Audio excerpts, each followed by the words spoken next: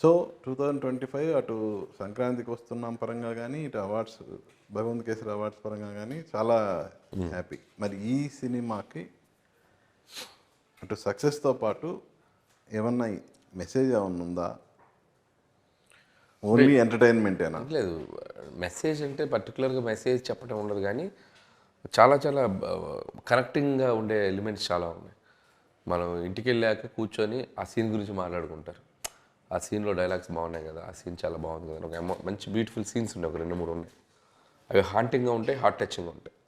So అది ఉంది. దాంట్లోనే కొన్ని నిజాలు ఉన్నాయి, అలాగే ఒక పెద్ద కామెడీ సీక్వెన్స్ ఉన్నాయి. సో లేడీస్ పార్టీ లాగా ఒకటి చేసాం. సో అదొక మంచి కామెడీ సీక్వెన్స్ ఉంది.